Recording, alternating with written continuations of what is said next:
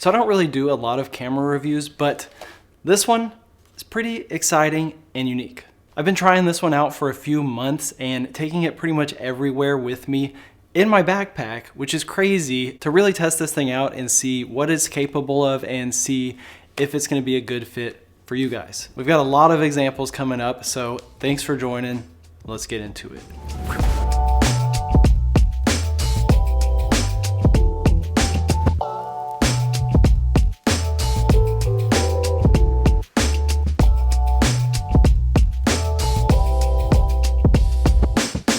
So before we get into all the positives, which there's a lot with this camera, I wanted to get straight into all of the negatives, the cons, which might be a deal breaker for you. I'm not trying to waste anybody's time. I'm not trying to sell this. This isn't sponsored or anything. It's just a cool camera that's worth making a video about, and I wanted to try it out and help you guys.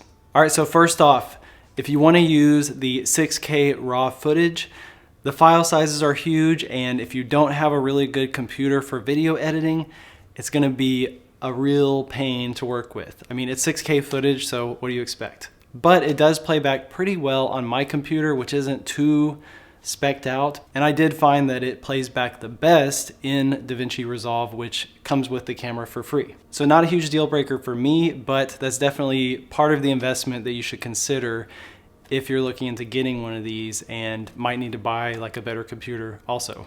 All right, number two, which I'm sure is obvious for most of you if you've looked into this camera at all, is there's no autofocus. So depending on what type of industry you're in, that could be a huge deal breaker. Obviously, if you're doing like small productions where you have a team, you've got a focus puller, or if you're doing like real estate where you can set your focus, get your shot, move on to the next one, keep going, it's really not that hard. And I actually kind of liked it, honestly. I don't normally do that, but I found that it was actually kind of cool.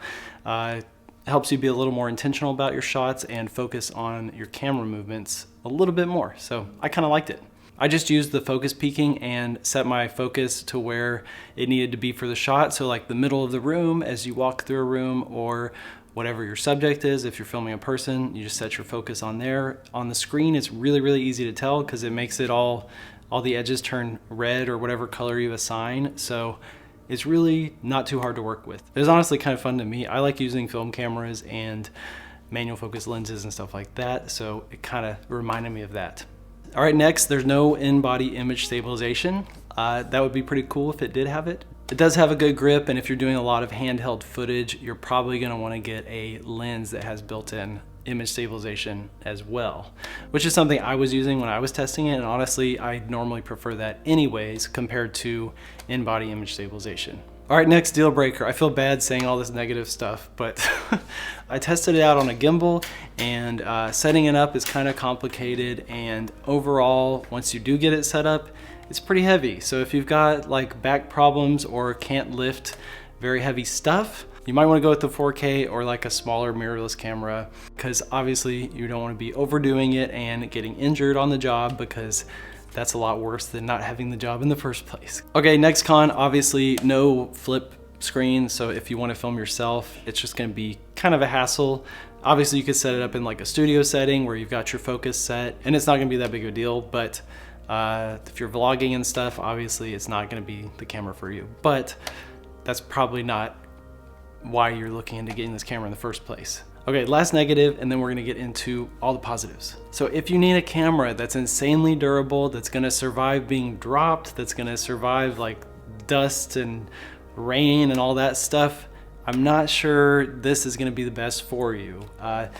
It seems really sturdy, but it also is like really lightweight, but for controlled environments, shooting indoors and outdoors, seems really good to me, and probably by not making it out of like solid heavy metals, that keeps the weight down. All right, so now that we've got all those deal breakers out of the way, let's get into all the positives, because there's a ton. Then we'll get into some final thoughts, like who do I think this is good for, who's it bad for, and then we'll wrap up the video. So the first thing, I don't know why they call it pocket cinema camera. Obviously it's not gonna fit in your pocket, maybe like your hoodie pocket or like the side pocket of like a camera bag or something.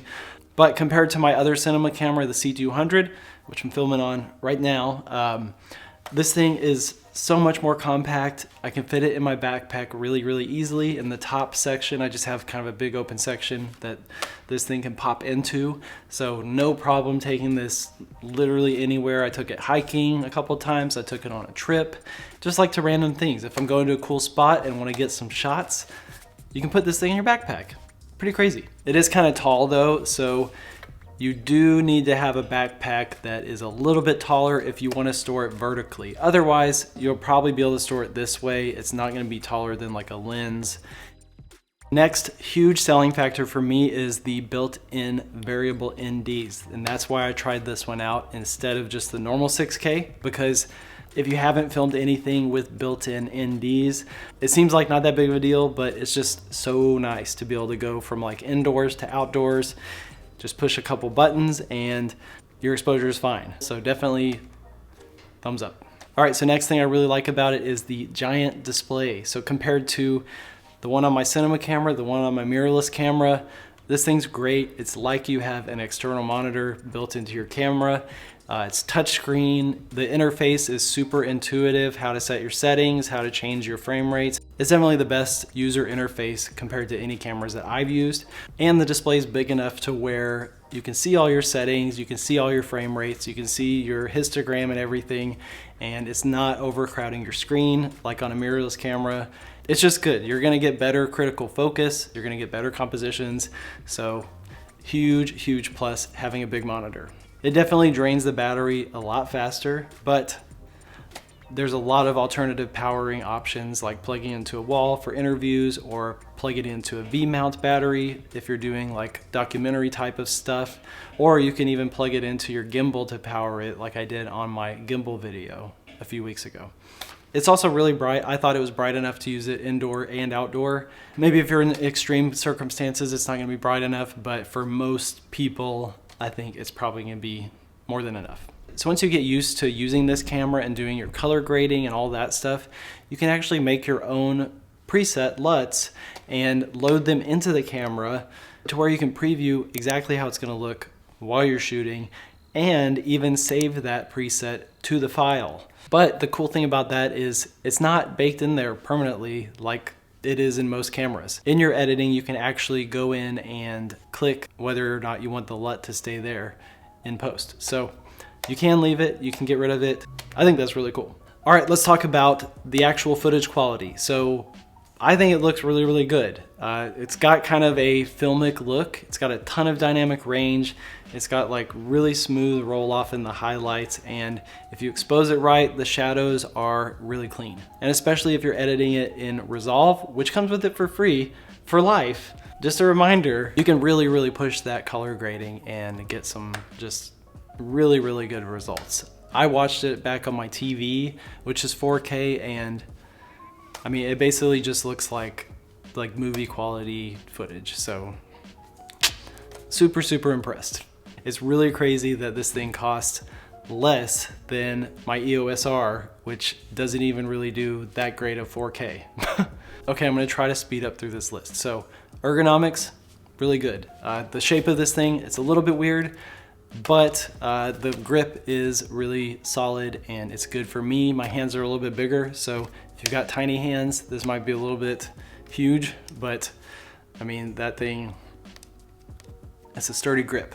So ergonomics are great. So probably one of my favorite things about this is that it does have the dual native ISO. So for this one, you can film at 400 or you can film at 3200 and get some really clean shots. So compared to my mirrorless camera and my cinema camera, 3200 is pretty high. It's not as crazy as Sony, which has like 12,800 ISO, which is just crazy, but it's still plenty of room for like most cases, unless you're just going out and shooting like in the middle of the night or something. Oh, one more cool bonus is you can actually just plug this straight into your computer, to any computer with USB, and use it directly as a webcam. So it could be a plus if you want to offer that to clients. If they're getting into live streaming and stuff like that, I could see that being a big plus moving into the future where everybody is making content and doing the online stuff. It's really cool that that's an option. It's not an option for every camera. Also, I did have some issues doing 6K at 50 frames per second, recording onto an external hard drive. So I think if you're gonna be doing that a lot, you might wanna have the really fast SD card and CF card that can work with it, which I'll link down below. Basically, it would just record and stop recording after a certain amount of time. So I don't know if it was like the cable was moving or something, or if it just like couldn't transfer that much data that fast to the external hard drive. But I did have some issues with that. I didn't have any issues filming at 24 frames per second or like 30 frames per second. It was totally fine. So once again, this was my first time using a Blackmagic camera. I've always thought the company seemed interesting. I've always looked at them at camera stores and stuff, but I've never, had the time to try it out. So luckily, I was able to try this one out, and overall, it was a really good experience. So who do I think it's for? Basically, anybody that has like a production company, media company that wants to do really high quality video footage. If you're not already tied to another system, or if you already have lenses that are compatible with this, it could be a really great upgrade to get all of that flexibility and quality to level up your business. Lots and lots of options of what this thing can do. The only people I think this is not the best for are people filming themselves, so like me. Also, it might be a little bit much to learn everything if it's like your first camera. It's really intuitive, but if you've never had like a proper camera, it might be a little bit much, but maybe not. I was able to figure it out really easily. Is it the perfect camera for me? Not really, but I think I could totally use it for a lot of purposes. I'm mostly doing YouTube stuff right now, so it's just a little bit too much of a hassle for me to use, but I would definitely love to take this with me to like high-end real estate projects or interior design projects, architecture firms, stuff like that. If you're doing videos for people where it's like a really important portfolio piece, I mean, the dynamic range and the quality is just really, really good, I think. So I could definitely see this becoming a part of my kit at some point, especially for that type of work. And once again, this isn't sponsored. They didn't pay me to say that or something. So that's just how I really feel about it. It's really, really good. So that's it for this one. Hopefully that's not too long, but hopefully it's in-depth enough to really help you see some pros and cons that might sway you in one way and help you figure out what to do. I know it's hard to really have an opinion about gear unless you've actually tested it. So I'm glad I was able to test this one out and share my experience with you guys. So hope you liked the video. If you're new, thanks so much for being here. Make sure to subscribe and turn on your notifications, and definitely feel free to share the video with anybody who you think it might help. And I look forward to seeing y'all in the next one. Peace.